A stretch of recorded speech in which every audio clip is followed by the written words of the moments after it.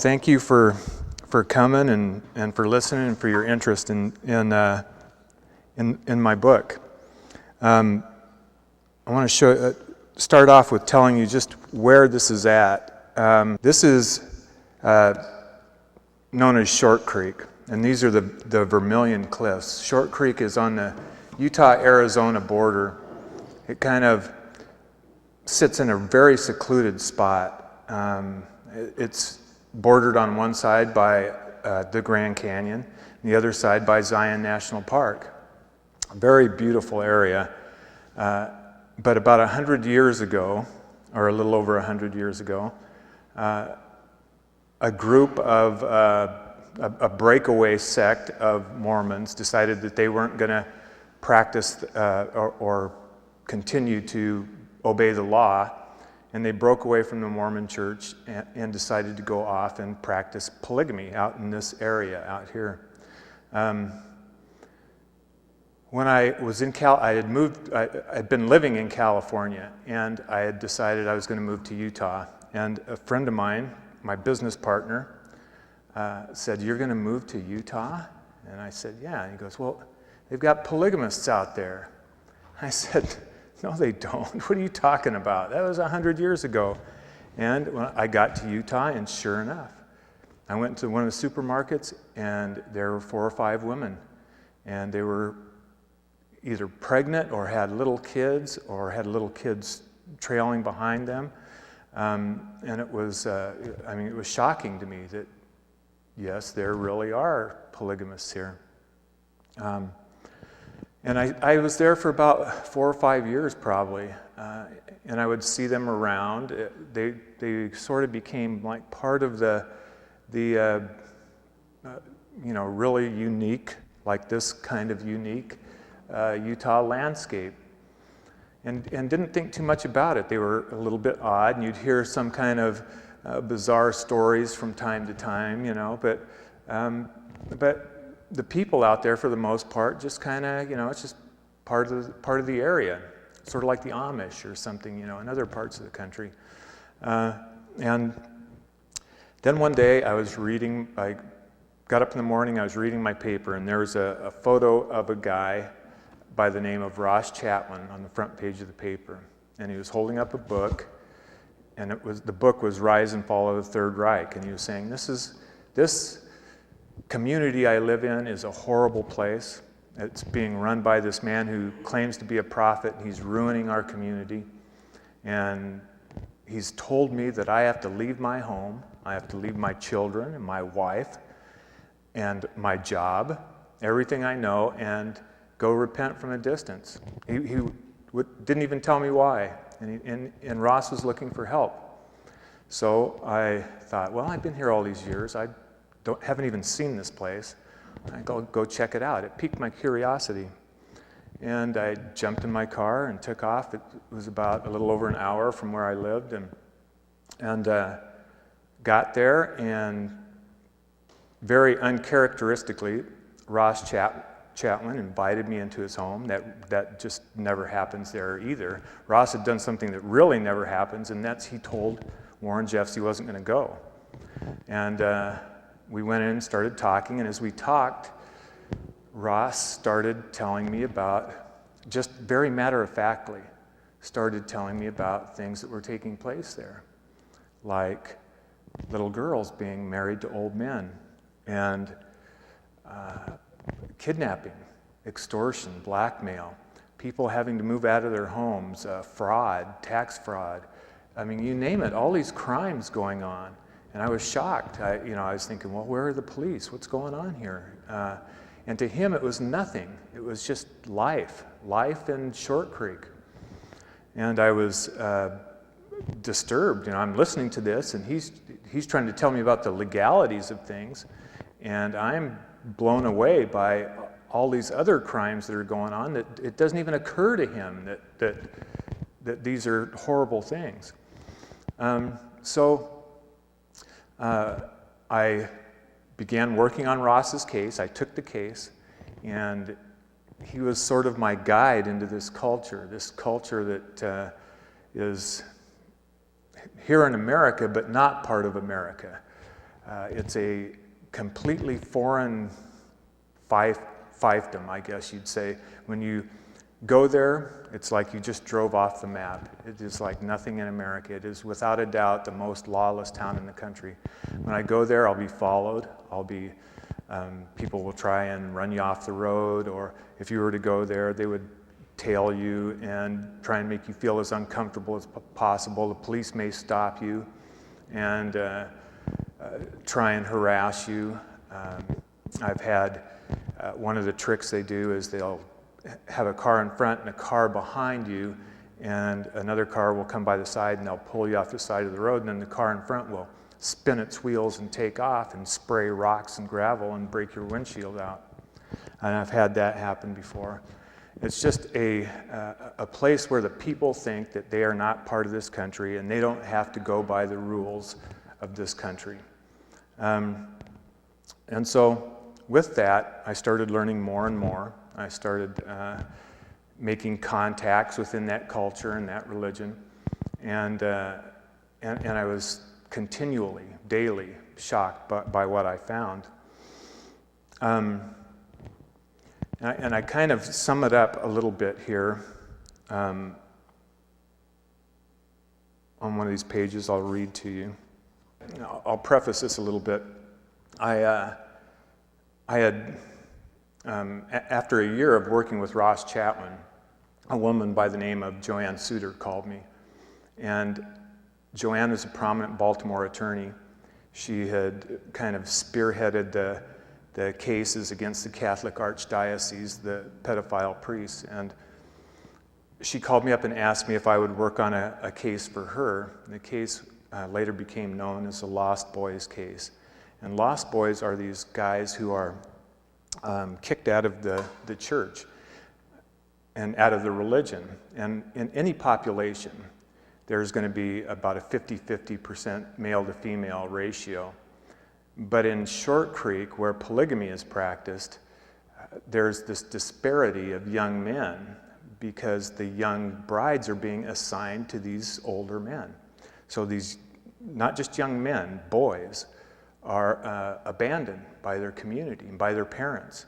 Many are just dropped off alongside the road and told, don't call us, don't try and contact us, don't send us a letter. If you send us a letter, we'll destroy it without reading it. Try and contact us, we'll hang up on you. And it's created this kind of subculture around the Southwest of these lost boys, and that's a very descriptive title for them. They don't like being called that, but they are truly lost. They have no idea how the world works. Many of them are, well, most of them are very poorly educated. They're given a minimal amount of schooling. They learn how to read a tape measure and get by, and then they're put out on construction jobs. They're out working. And so they feel like there's no hope in their life. They're doomed to hell. And so they turn into other things. They turn to other things, drugs, and it turns into this wine women song type mentality. And they're truly lost. They don't know how to get by in the world. I compare it to taking somebody from Somalia and dropping them off in Seattle and saying, now survive. They have no clue, no life skills. And so I began working on that case. The other case I began to work on that Joanne asked me to work on, was a case that was Warren Jeffs' nephew. His name was Brent Jeffs. And Brent had been raped by Warren between the ages of about 5 and 7 years old. Now, Warren Jeffs, I didn't say who Warren is yet, I don't think. Warren is the prophet of this group, or the so-called prophet. And Warren had not only raped Brent, but several of his brothers as well. And so, as part of my job, I interviewed Brent, and we went through this school that was run by Warren Jeffs. It was a private school known as the Alta Academy, and he was the headmaster, the principal of the school. As Brent and I went through, it was a very emotional experience, to say the least. He showed me, where these events would happen, and it was very tough for both of us. And the next day, I needed to go through with another one of his brothers, Brandon. And Brandon is this big strapping soldier. He's 6'5". He was due to be shipped out to Iraq the next day. And he's this great kid, big, strong guy. And we started going through. He brought his other brother, David, for moral support. And Brandon and David, we started showing me through. And we went to the nursery. First of all, it was down these stairs into the basement. And they showed me where this nursery was, where they kept all the children when meetings were going on upstairs. And then Brandon said Warren would come and take me by the hand, and we would walk through this door and go down this hallway. And when we got to the end of the hallway, we'd make a turn past the stairs, and then we'd make a turn right here, and we walked into this little bathroom. And this bathroom had sinks in it that were low for children. It was made for children. And it had, like cartoon characters on the wall. It was set up for kids, for little kids. And as Brandon, is telling me these things, we get to the spot where Warren would rape these children, and Brandon started sobbing. I mean, he sobbed uncontrollably, and his brother David grabbed him and hugged him, and David started sobbing. And it was very hard for me to control my emotions. It was very tough on me. I was struggling to control myself. And then suddenly David confessed that he had been raped too by his Uncle Warren. And it was just overwhelming. And I suppose that was the time when it turned into more than just a case for me. At that point, I knew that I had to do something about this guy, Warren Jeffs.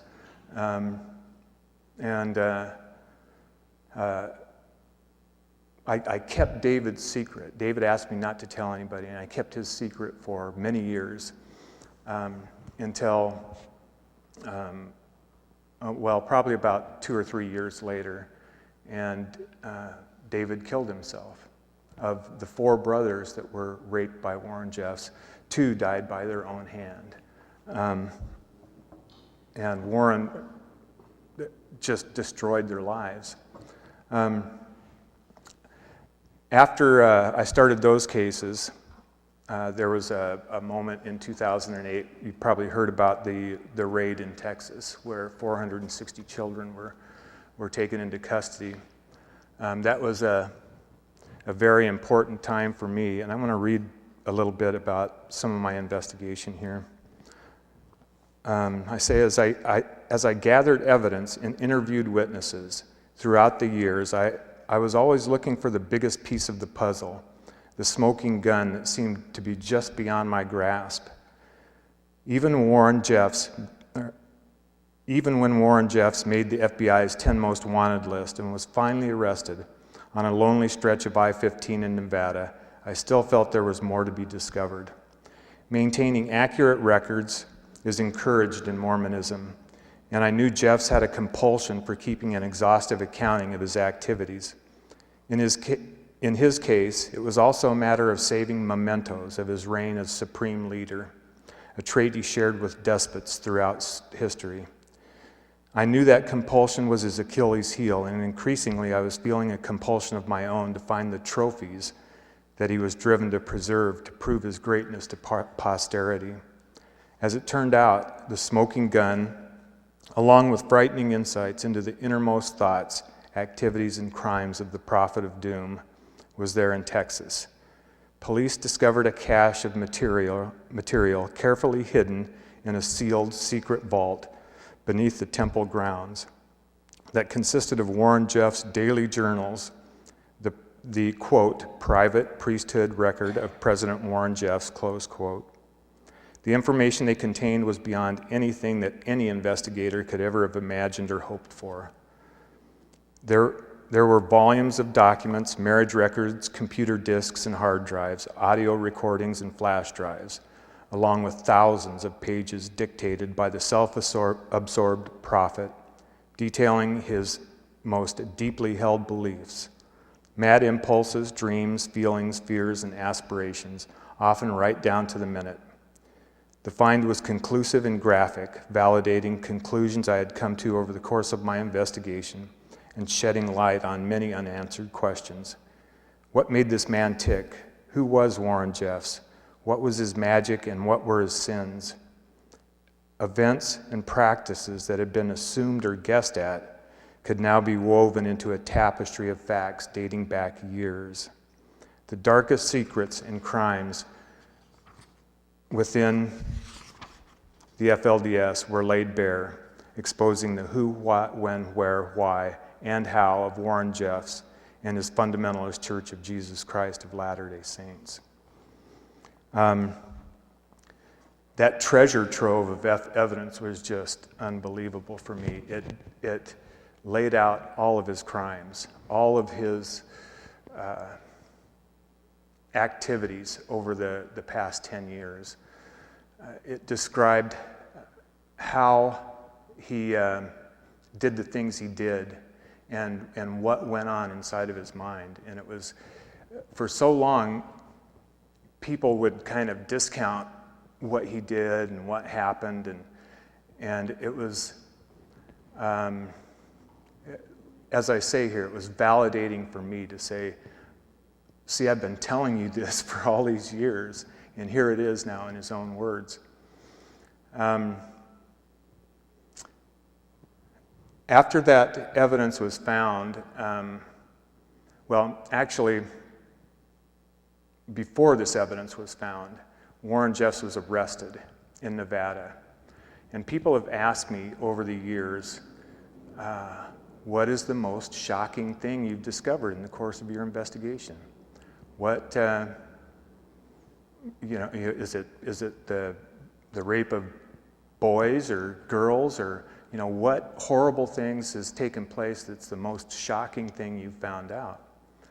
And as I've thought about that, I think about, at the time Warren was arrested in Nevada and he was tried in Utah, he received a life sentence in Utah, actually, but that sentence was remanded back to the trial court. And so in what I consider a very shameful decision by the Utah Supreme Court. But when he was arrested, they found a bunch of stuff, but there was this disc, a recording of the rape of a 12-year-old little girl. And it was taken to the court. They were going to present it in his trial in Utah, and the judge wouldn't let it in the trial. He said it was too inflammatory. And after Warren's trial, they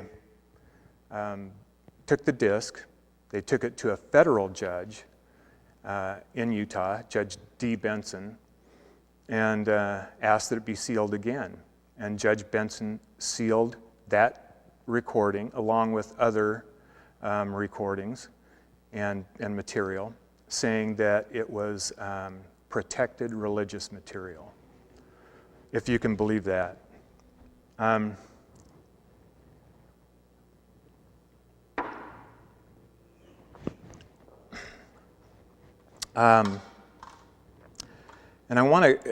I'd like to give you just a little bit of insight what was on that tape and why it was so shocking to me.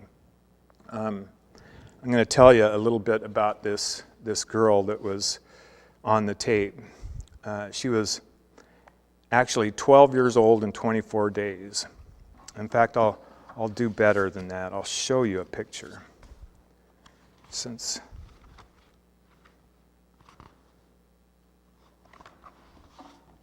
This is This is a picture of her right here, since we're close and we can see. As I said, she's 12 years old and 24 days. Here's another picture. And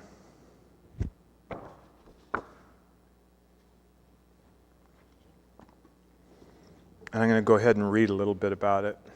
On her wedding day, July 27, 2006, Mary Ann Jessup was only 12 years and 24 days old.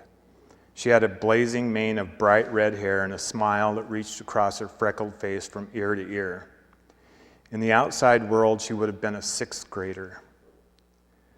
When she was only 9, Warren Jeffs commanded her father, his loyal Lieutenant Merrill Jessup, to fetch the girl to R-17 in Texas. R-17 is the code name for the ranch in Texas, where she could mature and begin receiving trainings on becoming a heavenly comfort wife for the prophet. Now the time had come, and Mary Ann was summoned by her mother, Barbara. She was told to hurry and clean up because something important was about to happen. After a shower, she put on a fresh set of the long underwear required by her religion and slid into baggy sweatsuit pants before adding stockings up to her knees. Her best dress, a simple garment with a pretty crocheted collar that buttoned modestly around her neck, came next. Her mother brushed the girl's long hair and fixed her plig-do.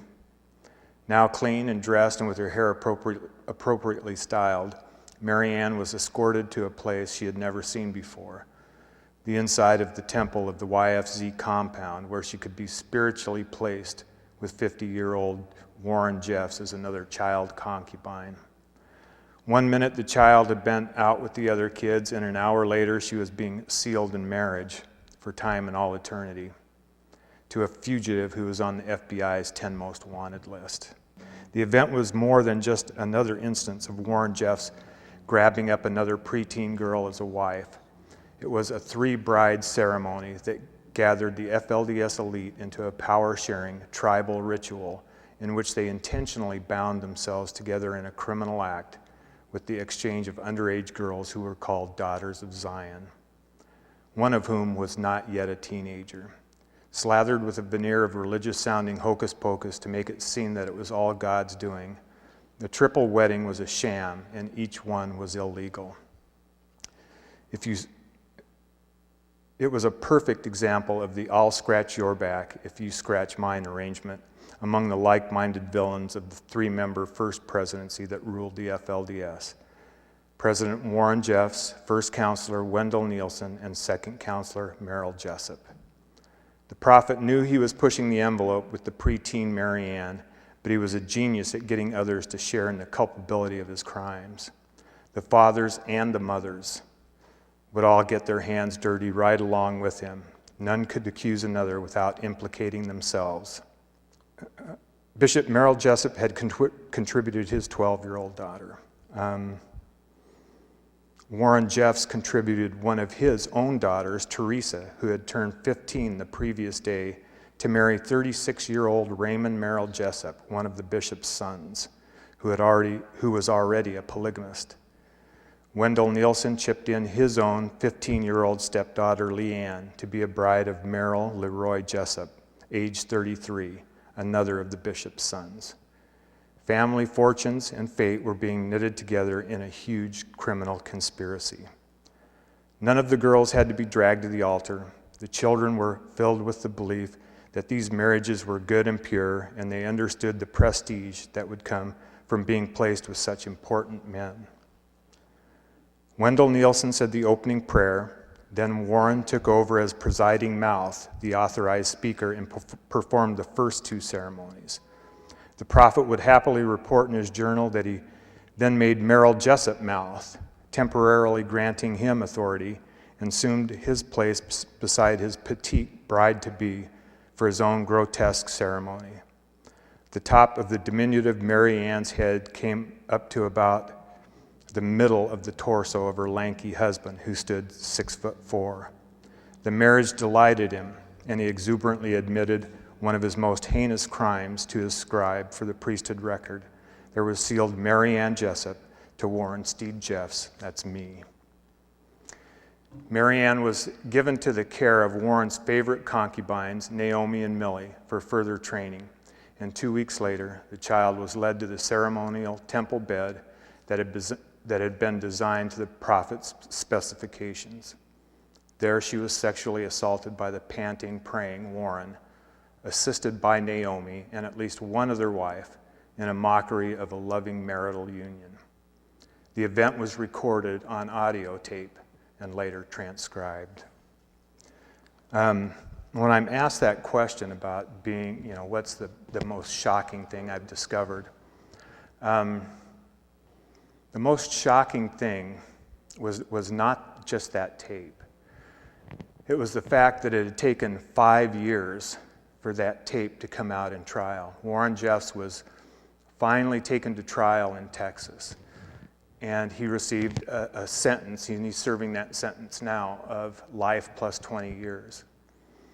But it took 5 years for the rape of a 12-year-old little girl to finally make it to a point where it could be played for the public so that we could all know about this man's crimes. And that is the most shocking thing that I found out in the course of my investigation. That this could be going on, and it could be buried like that, something so horrible. Naomi Jeffs was with Warren Jeffs when he was arrested. She would train these little girls. She would prepare them for what was going to happen to them, which was many of them were taken into this temple and raped on a ceremonial bed with observers, I guess you'd call it, witnesses to the crime. Naomi was one of those people, and I've always said that if this is really going to come to an end, the women have to be prosecuted alongside the men. There's been 12 men prosecuted in Texas, and that's great, and that's a wonderful thing. But there's so much more. When Naomi was arrested, her brother, or Warren's brother, Isaac, was with them. That would be good for 10 years. If it was you or I and we were with a fugitive on the FBI's 10 most wanted list, we'd be hauled away in cuffs and put in prison. But for some reason, those two were released that night. I don't know how to explain it. I can only say that I asked an FBI agent that was there. It was the same agent that called me up in the middle of the night and told me that Warren Jeffs had been arrested. And I said, "Why did you guys let Naomi go? And why did you let Isaac go?" And he said, he was being sarcastic because he was disgusted by it too. But he said, that's just what we do at the FBI, Sam. We catch him, and then we let him go, and then we catch him again. The way he put it was, we're gonna end up getting her and charging her again, but it never happened. It's the same story when there was, in 2009, a big government 200-man raid was going to go serve warrants out in Short Creek. And it was a huge operation. And all of a sudden, it was canceled. A memo was received, an email to the agents on the ground saying, "Apologize to your magistrate judges. We're pulling the warrants. The operation's been canceled." And it said, "We know you're as disgusted as we are about this. We're sorry about that, but this is coming from the highest levels in Washington, D.C." That's all it said. So you're right. There is this horrible. I don't know where it comes. I don't know if it's apathy. I don't know if it's just easier to look the other way. Or if there's, I can tell people what's going on or talk about it, but it seems like it's very hard for people to digest the fact that there is such a lawless place in this country. And I don't know, maybe that has something to do with it. But hopefully this awareness with the book and other things that are coming out now will help with that. Well, Naomi especially is not being forced. Naomi is very savvy. In fact, I think she's just as evil as Warren Jeffs is. she was really the puppet master. When you read the dictations, Warren's journal, you'll see that Naomi knew just what to do, just what to say, and how to play Warren and get him to do whatever she wanted. But it's interesting.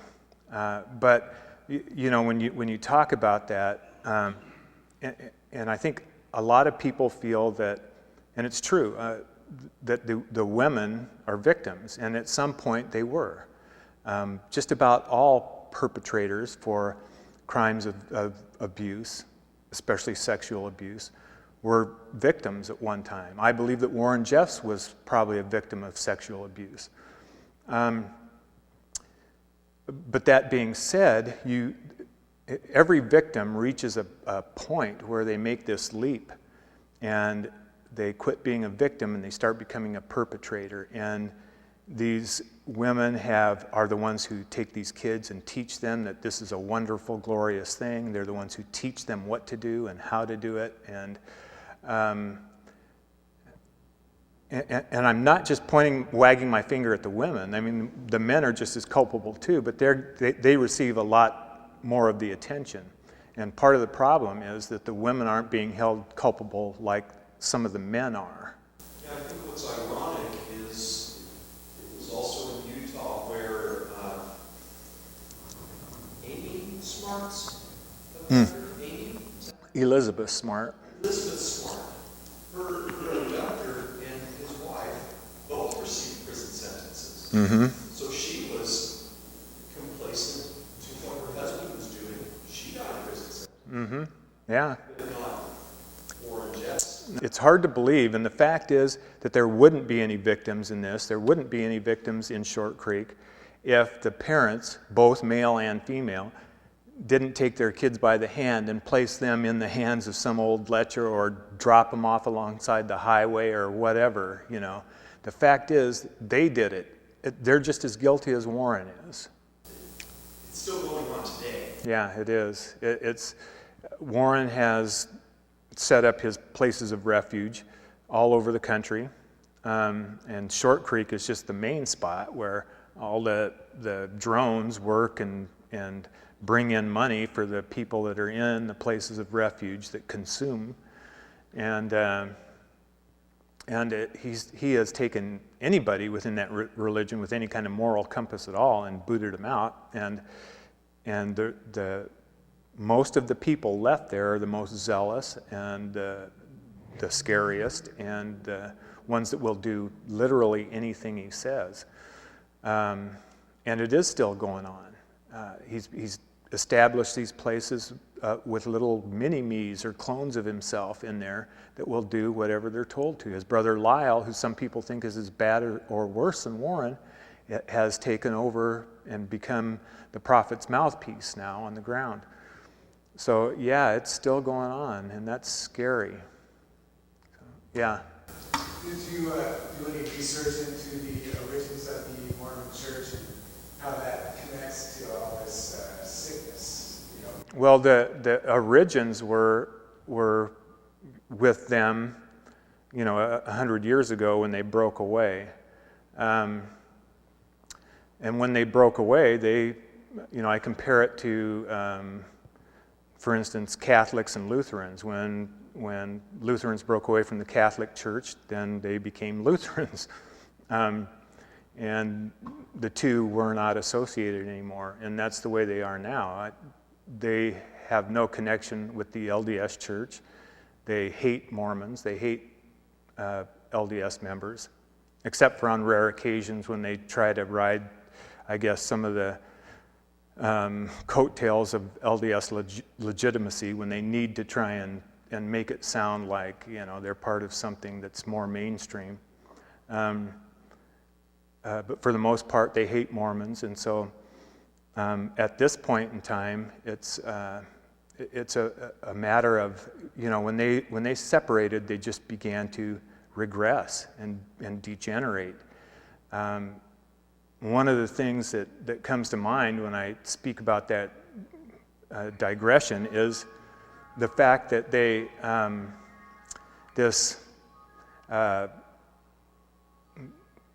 these shows like Sister Wives and some of those other things that are on TV now kind of glamorize this kind of lifestyle. And the fact is, they chose not to obey the law. And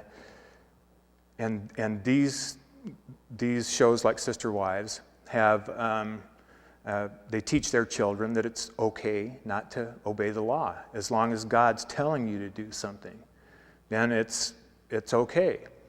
And from there, the next step is it's okay to lie about it. It's okay to break other little laws and ancillary laws, and it keeps, getting worse and worse. Maybe you're rewarded with younger brides for your obedience and so forth, and it just keeps mounting and pyramiding. And so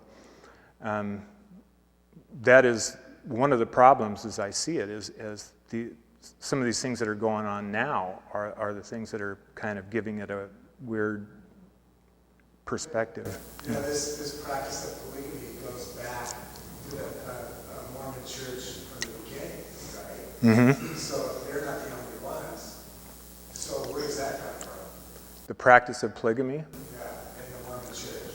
Well, that came from, I don't know, I guess from church leaders, like I said, over 100 years ago.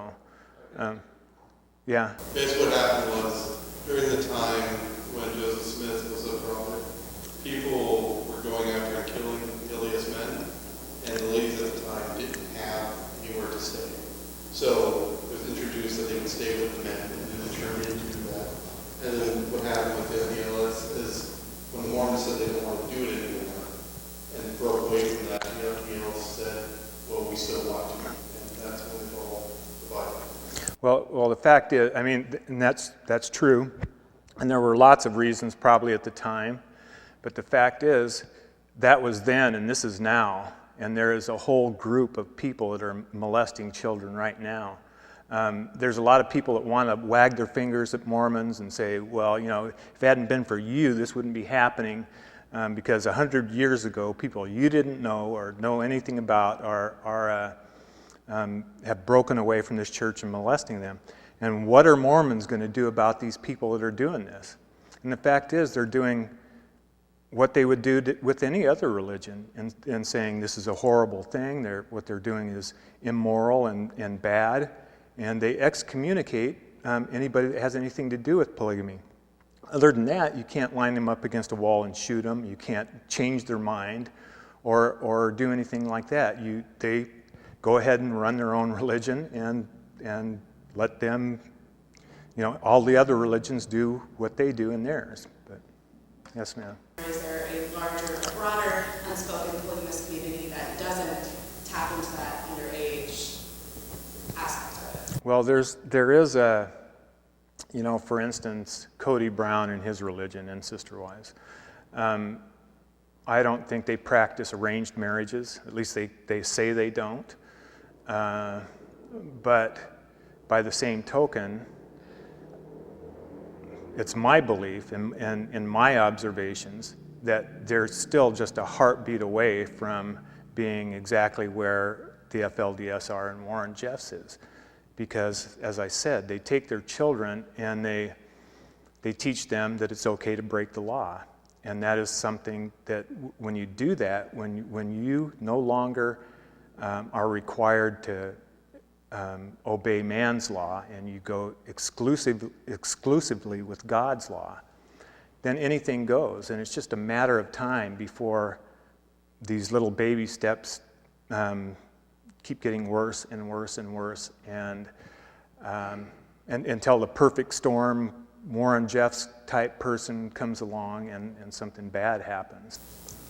It's probably hard for us to understand how a state within the United States, the legal system could look the other way when a practice is clearly against the law and fosters breaking other laws is taking place right under their nose. Actually, the people I know in Utah, that when they read this book, they go, really? They don't have a clue either, and it's you're right, there's this sense of apathy. I mean, polygamy is illegal in all 50 states. It's illegal federally. And they operate in just about all 50 states. I mean, they have jobs going here in Washington. They have them in Oregon. They have them in California. I mean, they're everywhere working on huge government jobs. And so it is Utah, and I'm very disturbed and annoyed by our Attorney General and some of the Supreme Court decisions there and things like that. And, you know, it's my mission, really, to try and wake them up and let them know how bad it is. Our Attorney General doesn't have an excuse. He knows how bad it is. And it's just easier for him to look the other way, you know, and not become involved. It's a political hot potato. I mean, it's, for instance, when that federal raid I was telling you about happened, that occurred during an administration change in the presidency. They'll pound their chest and strut around and say, I don't mind telling Warren Jeffs I'm coming after him. And then their interest will spike, and then it will wane again. And it might be, like I said, just as simple as perception. When there was this change in administration in 2009, that's when that federal raid was canceled all of a sudden.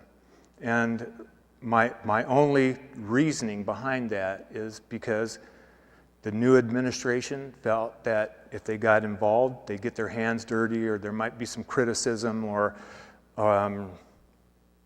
you know, something might go wrong. Maybe there'll be another Waco. Maybe there'll be, you know, another Jonestown or something like that. And if we don't do anything, maybe it'll just blow over, you know. And that's the only thing I can think of. You know, I've gone to Texas and talked with Mark Shurtleff and John Krakauer and I, and Mark Shurtleff is the Utah AG, and talked to lawmakers there about this problem.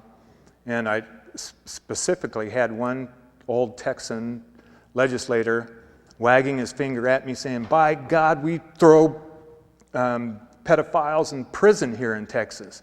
Why aren't they doing that in Utah? And I go, hey, don't ask me, ask that guy over there, the Attorney General. He got up and said, I'm just here to tell you, don't make the same mistakes in Texas that we made in Utah. You need to do something about this right away. You know, we're working hard to see that this happens. You ask our AG now, he'll tell you that if it hadn't been for him, Texas never would have found any of this stuff. It's politics, and it's maddening, and it's disturbing. It drives me nuts. And that's why I do this. I wish I had a good answer for you, but I don't. And I hope that you and everybody here is angry enough about it that they start going to their politicians and start doing some of these things. You know, there's a point when you start learning about this and you start reading about it. I reached that point, I guess, when I had Brandon Jeffs and Brent Jeffs going through the Alta Academy, where you soak up enough knowledge and you go, my gosh, I can't turn my back on this anymore. And that's my hope, is that everybody here will reach that saturation point that you can't turn your back on it anymore. So I'm just curious about this. It seems like Warren Jeffs was able to somehow convince himself or justify these, what we consider to be crimes, justify it with some kind of spiritual act. But I don't understand how he was able to do the same thing with raping the boys. That doesn't seem to me like it would be it would be justified religiously. It's not justified religiously, but that's how he presents everything. You know, is that it's some kind of a comment, or if he had any, like how he explained that. Well, when it really shook me up in Texas when they played that tape, because I wept. I had to leave the courtroom and go compose myself, because when they played that tape, it had been such a long struggle to begin with. It had been 5 years trying to get that out there. And when they played that tape, the verbiage, the way Warren talked, the panting, praying type thing that went on in there when he would rape those girls on the bed was identical to what Brandon and Brent were telling me that he would do to them. And it just seemed like at that moment everything came together. You know, I'm going, oh my gosh, you know, 8 years ago this was going on, and now it's taken 5 years for this tape to come out. And it really has nothing to do with his religion. It's just his hook. You know, it's what he can do to try and convince these people, children, that they should do this. He told Brent and Brandon that this was, you know, their initiation into the priesthood, and if they ever told anybody, they'd go to hell and all this kind of stuff. But yeah. Did you follow up on what happened to the little girl? And, you know, she's still married to him. This is not a legal marriage. No, they're not legal marriages. They wouldn't be legal even if it, I mean, there's no way it could be legal because she's 12 years old, you know. But in fact, I'll show you a picture real quick. I think I showed it to you already of his wives, but there's 50 of his wives. He has 87. At least that's my best count so far. Many of these girls are underage. And what they have done is just, now that he's in prison, they kind of pawn them out to different places. Some of the younger ones have gone back to their homes and their fathers, you know.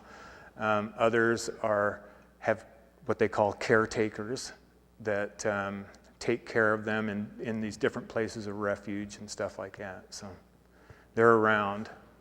They're well monitored, though. They're very well watched. One tried to escape not too long ago, and she was an emotional wreck, basically, and they got to her right away and immediately got her back under control. They just can't afford to have any of these girls out talking and telling what's happened to them. So, yeah. I believe you mentioned earlier that there were connections to Washington State that had jobs in Washington State. Can you expand on that? Yeah, they've done public works jobs in Washington, like infrastructure jobs, you know, roads, parks, things like that. Regular construction jobs. They're like Washington. They are connected to the military and aerospace type things. They were actually the contractor for Morton Thiokol that produced the O-rings that went into the space shuttle that blew up.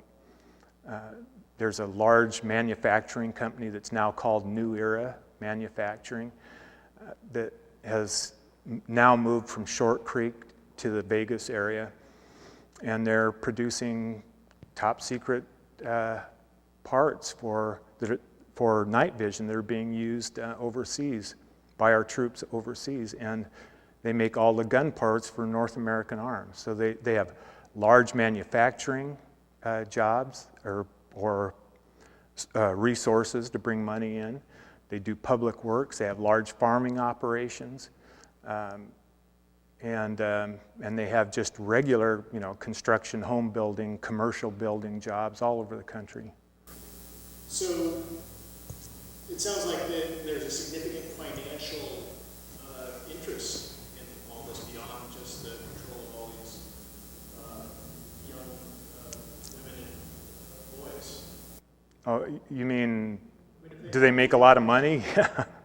Huh? So has there been any investigation into that? I mean, that's how they brought down criminals in the past. Well, and that's what the investigation that I talked about earlier was about, their financial dealings. In fact, an FBI agent testified in one of the hearings for one of these guys that was convicted in Texas.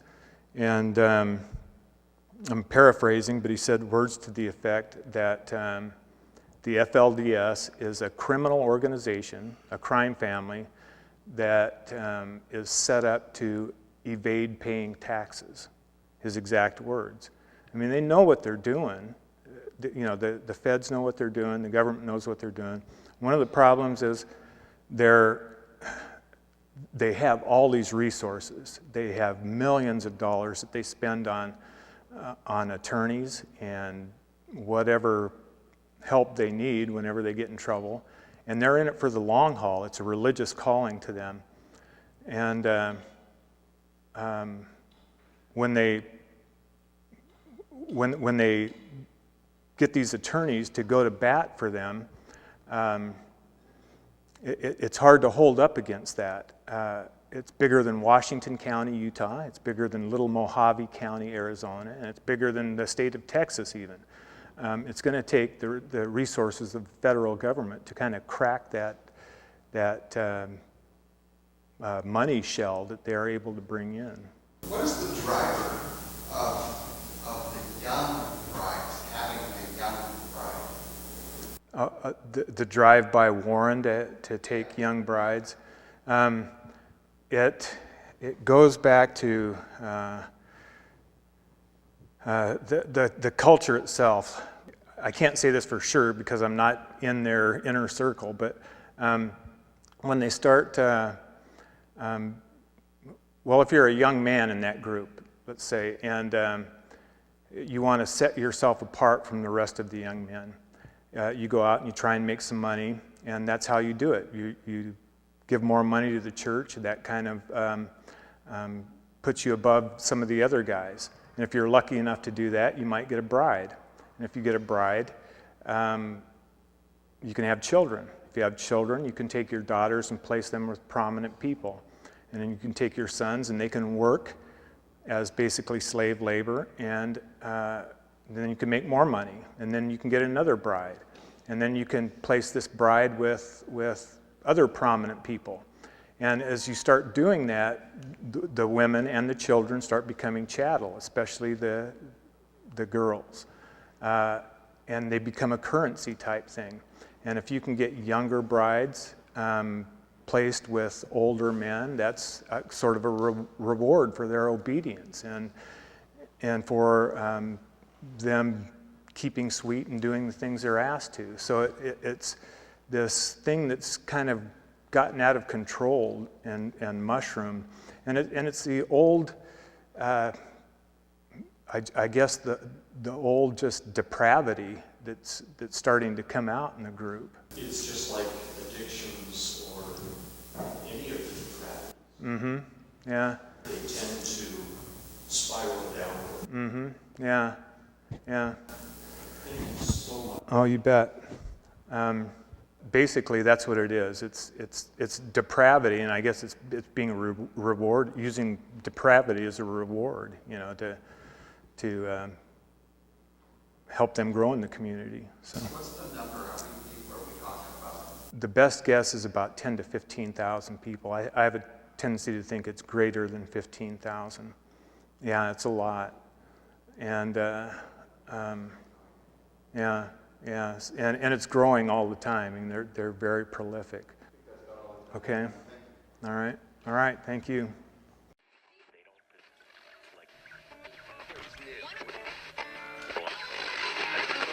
People have to realize that 53 cents of every dollar that they're paying in taxes is going to the military. It's an astonishing figure. There's an enormous amount of money being blown on war and killing and destruction. But well, break this down. Break this down a little bit.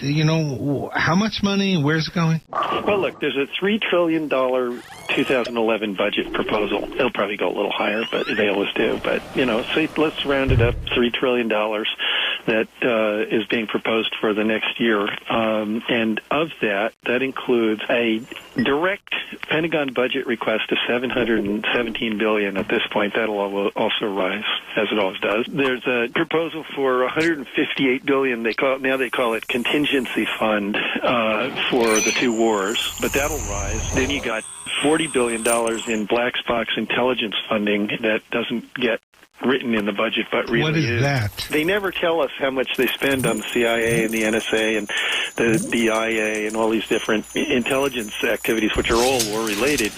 But a couple of years ago, there was a error in testimony in the Congress that leaked that the black budget on intelligence was $37 billion. But I suspect that it's probably closer to 50 or 60 billion, because if you think about it, the CIA is basically running the Predator operation in Pakistan, and that's got to be hugely expensive.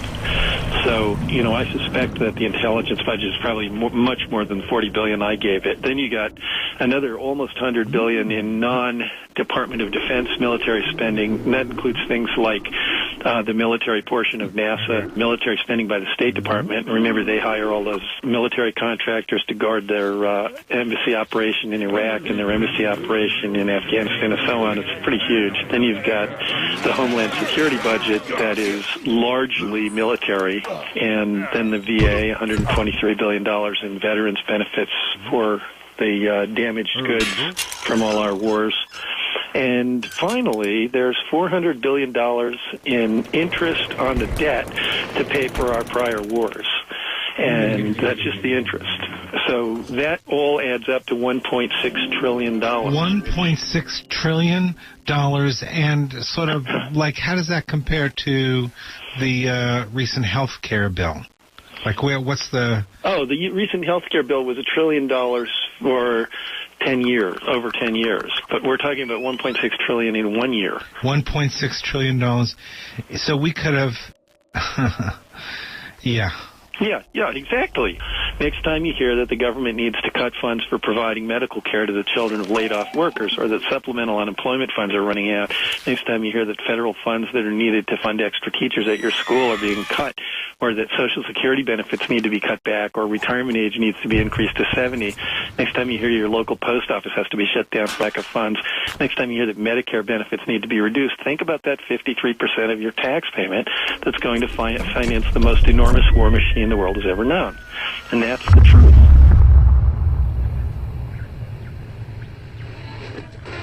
Your day.